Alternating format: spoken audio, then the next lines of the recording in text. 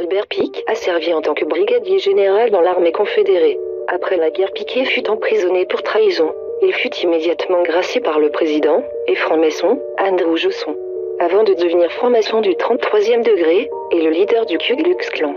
On soupçonnait Piquet d'être un luciférien, sataniste. Il affirmait pouvoir convoquer Satan par la volonté en tant que grand maître de l'ordre du Palladium. Le paganisme, ou plutôt le satanisme, ancienne forme du culte de Lucifer, a infiltré les loges maçonniques. Cette croyance s'est fortement répandue dans les hautes sphères maçonniques. L'industrie, les divertissements, la CIA, le Congrès, et nos dirigeants militaires sont tous aliénés par le paganisme, satanisme, plus précisément par le nouvel ordre mondial luciférien. Ce qui va suivre sont les prédictions, non, les instructions d'Albert Piquet pour provoquer 3 guerres mondiales. Basées en grande partie sur les Rothschild, qui ont été envoyées dans une lettre à un franc-maçon, 33e degré, italien, baron de la mafia Giuseppe Mazzini.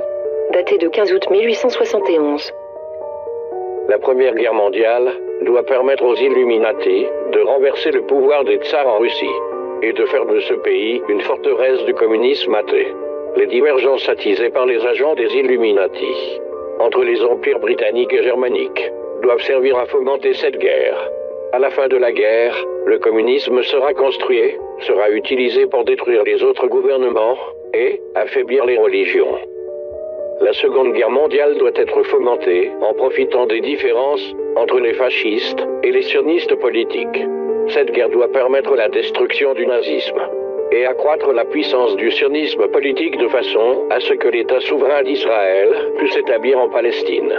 Au cours de la Seconde Guerre mondiale, le communisme international doit devenir assez fort afin de tenir tête à toute la chrétienté, qui serait alors contenue et tenue en échec jusqu'au moment où nous en aurions besoin pour le cataclysme social final. La Troisième Guerre mondiale doit être fomentée en utilisant les divergences que les agents des Illuminati attiseront entre les sionistes politiques et les dirigeants du monde musulman.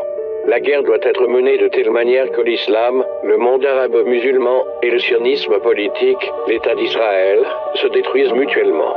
Dans le même temps, les autres nations, une fois de plus divisées entre elles à ce propos, seront forcées de se combattre jusqu'à un état d'épuisement complet, physique, moral, spirituel et économique.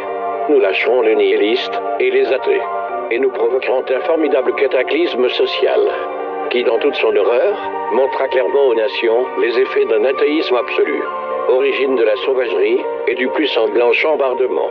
Puis tous les citoyens, obligés de se défendre même contre une minorité de révolutionnaires dans le monde, ils extermineront ces destructeurs de la civilisation et les masses déçues par la chrétienté, dont les esprits déistes seront à partir de ce moment sans boussole, à la recherche d'un idéal, sans savoir vers quoi tourner son adoration, recevront la vraie lumière grâce à la manifestation universelle de la pure doctrine de Lucifer, enfin révélée aux yeux de tous. Manifestation qui suivra la destruction de la chrétienté et de l'athéisme, simultanément soumis et exterminés en même temps.